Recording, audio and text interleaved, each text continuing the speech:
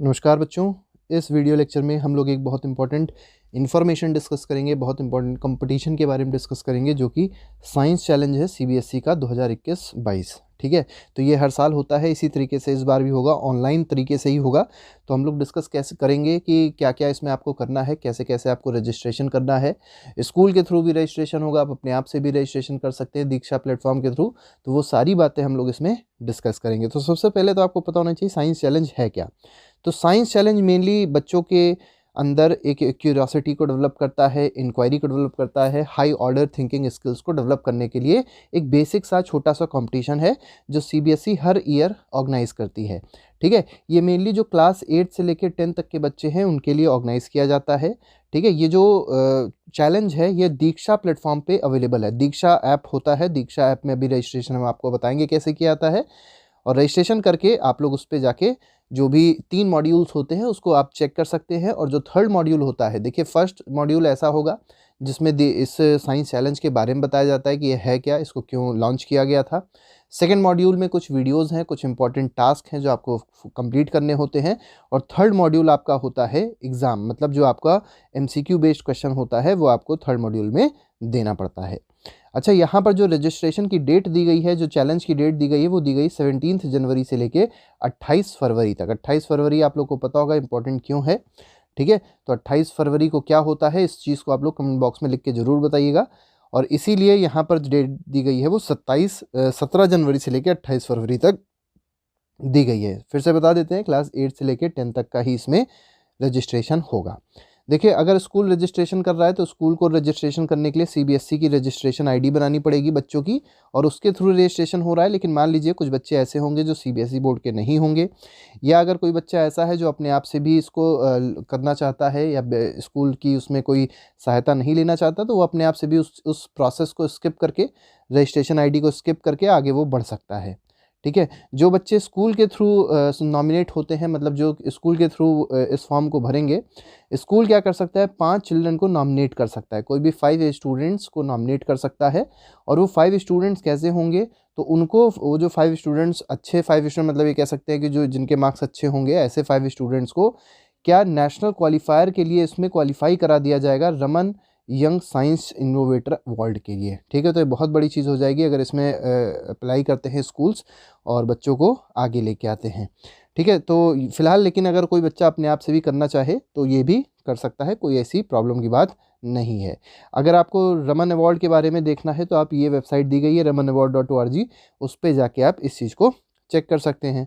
एक इम्पॉर्टेंट बात ये समझनी है कि यहाँ पर कोई भी पार्टिसिपेशन की फ़ीस नहीं होती है, ये बिल्कुल फ्री होता है, इसमें कोई भी फ़ीस आपको नहीं पे करनी होती है। ठीक है, अब अगर स्कूल रजिस्ट्रेशन करना चाहते हैं बच्चों का तो cbse.gov.in पे जाके रजिस्ट्रेशन कर सकते हैं, रजिस्ट्रेशन आईडी मिल जाएगी और आगे फर्दर प्रोसीड कर सकते हैं।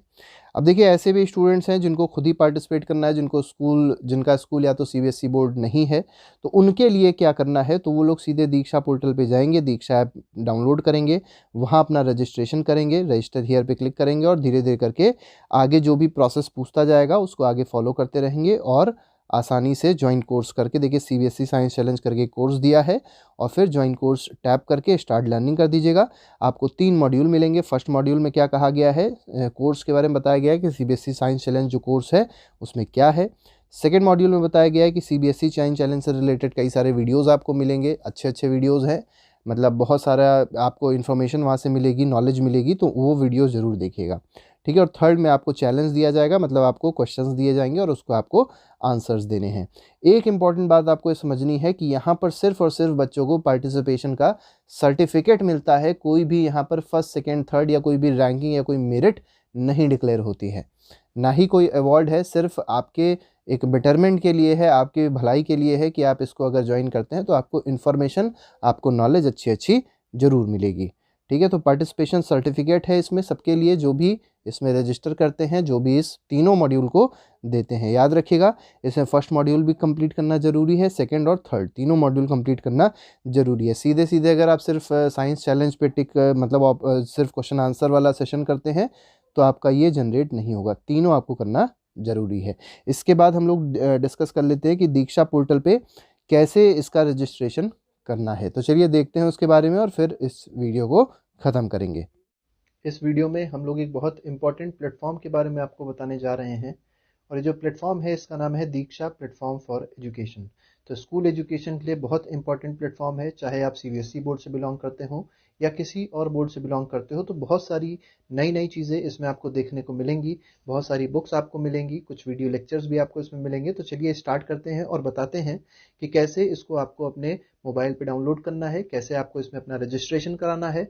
और इस समय अगर आप देखेंगे तो इसमें कुछ नए नए कोर्सेज आते रहते हैं, जैसे इस समय एक साइंस चैलेंज करके आया हुआ है, उसको अगर आप इनरोल करते हैं उसमें तो आपको एक सर्टिफिकेट भी मिलेगा अगर आप उसको इनरोल करते हैं और एग्ज़ाम में बैठते हैं, मतलब एग्ज़ाम में अगर आप कंप्लीट करते हैं तो चलिए देखते हैं। सबसे पहले करना यह है कि आपको गूगल प्ले स्टोर पे जाना है, दीक्षा डालना है। जब आप दीक्षा डालेंगे तो आपको इस तरीके का कोई एक आइकन आ जाएगा, दीक्षा प्लेटफॉर्म फॉर स्कूल एजुकेशन। ये ऐप आपको इंस्टॉल करना है। जब आप ये ऐप इंस्टॉल करेंगे तो फिर इसके इंस्टॉलेशन में आपको थोड़ा सा टाइम लगेगा। इंस्टॉलेशन में टाइम के बाद आपको थोड़ी देर रुकना है और रुकने के बाद क्या करना है, आपको इसको ओपन करना है। हम लोग ने अपना ऐप डाउनलोड कर लिया है। इसके बाद देखिए यहाँ पे ओपन लिख के आ रहा है, इस पर आप टैप करेंगे। जब आप ओपन पे टैप करेंगे तो आपके पास कुछ इस तरीके का इंटरफेस आ जाएगा।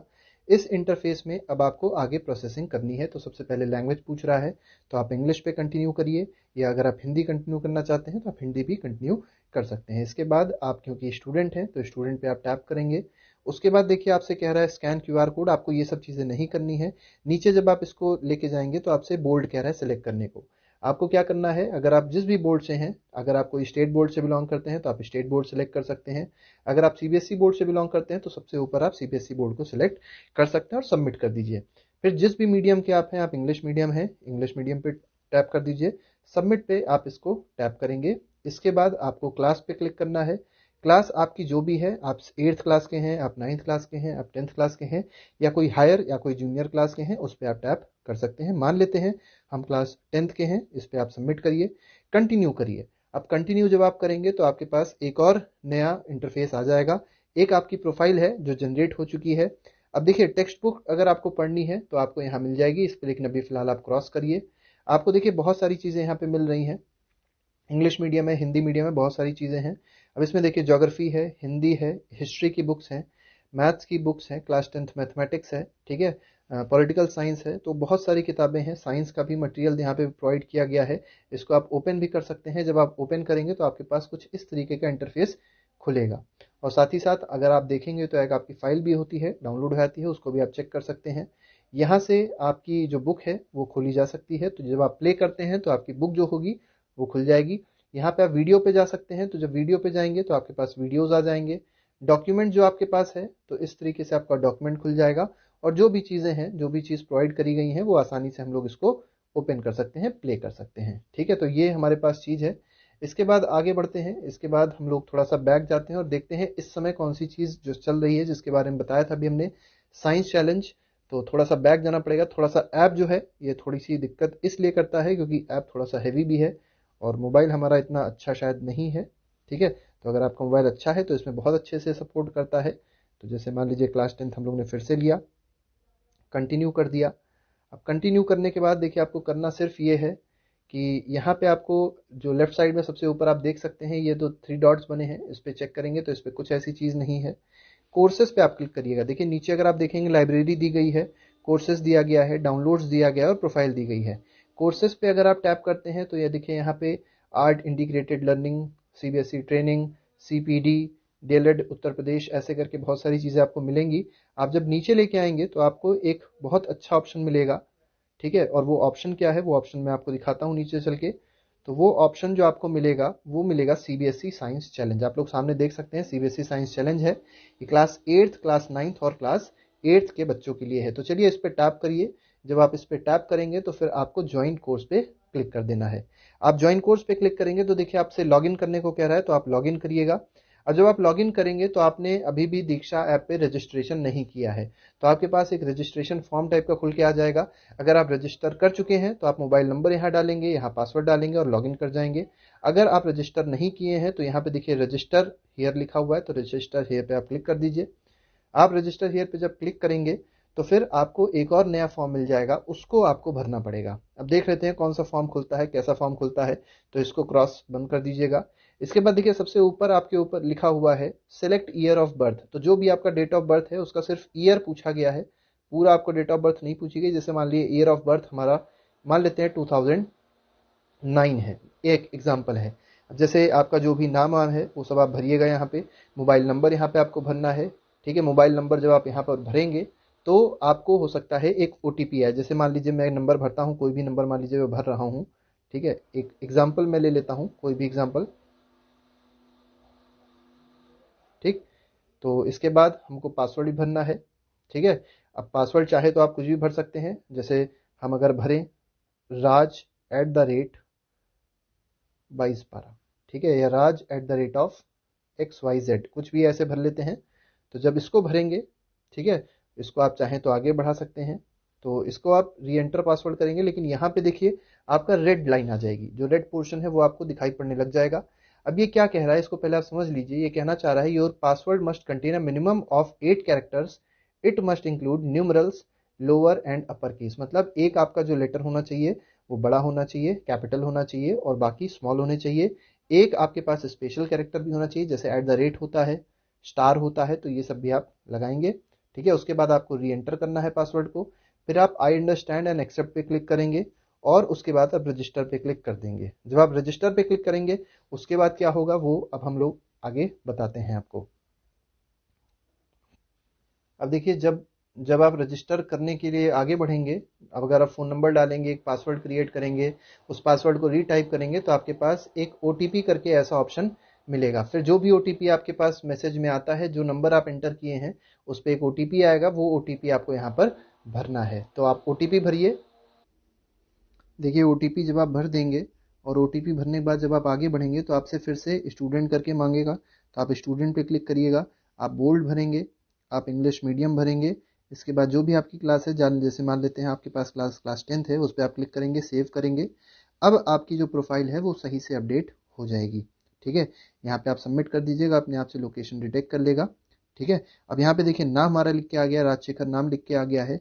इसके बाद क्या करना है, हमको कोर्सेज पे जाना है, क्योंकि हम सीबीएसई जो साइंस चैलेंज है उसको ऑप्ट करना चाहते हैं। तो नीचे आएंगे हम थोड़ा सा, और जो हमारा सीबीएसई साइंस चैलेंज है इस पर हम जैसे ही क्लिक करेंगे और फिर ज्वाइन कोर्स अब करेंगे, ठीक है। तो अब ज्वाइन कोर्स करेंगे तो वो आसानी से हो जाएगा।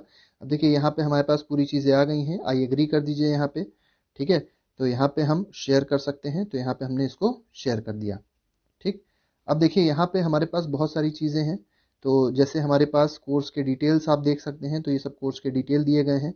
कोर्स के मॉड्यूल देख सकते हैं, ठीक है। इंट्रोडक्शन टू मॉड्यूल्स है, तो मॉड्यूल्स के इंट्रोडक्शन जो भी है उसको आप लोग पढ़ सकते हैं। इसके बाद वंडर्स ऑफ साइंस हैं, जो भी चीज़ें हैं यहाँ पे, जैसे विश्वेश्वरैया के बारे में बताया है, 7 बिलियन ड्रीम्स के बारे में बताया है, आज से थोड़ा कम है, तो इन सब चीज़ों को आप पढ़ सकते हैं। What if there were 1 trillion more trees, तो ये सब कंटेंट जो प्रोवाइड किया गया है इसको आप ज़रूर पढ़िएगा। इसके बाद सीबीएसई साइंस चैलेंज प्रैक्टिस, तो साइंस चैलेंज प्रैक्टिस आप चाहें तो कर सकते हैं।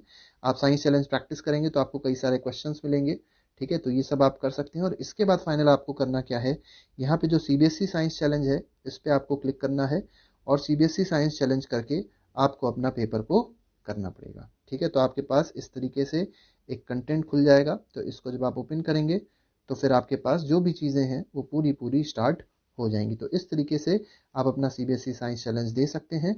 और सीबीएसई साइंस चैलेंज जब आप देंगे तो उसके बाद आपकी जो भी जब आप एंड करेंगे उसको, मतलब जब भी आप उसको एंड करेंगे तो आपके पास एक फॉर्म जनरेट होगा, या ये कह सकते हैं एक सर्टिफिकेट जनरेट हो जाएगा, जो आपके लिए आगे चल के बहुत ज़्यादा काम आने वाला है।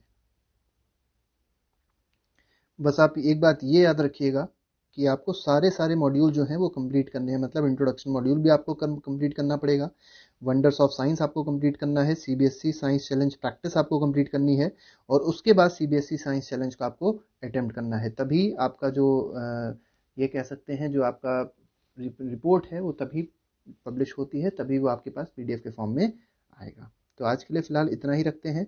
आई होप कुछ बातें आपने ज़रूर सीखी होंगी। Thank you very much. Good bye. जय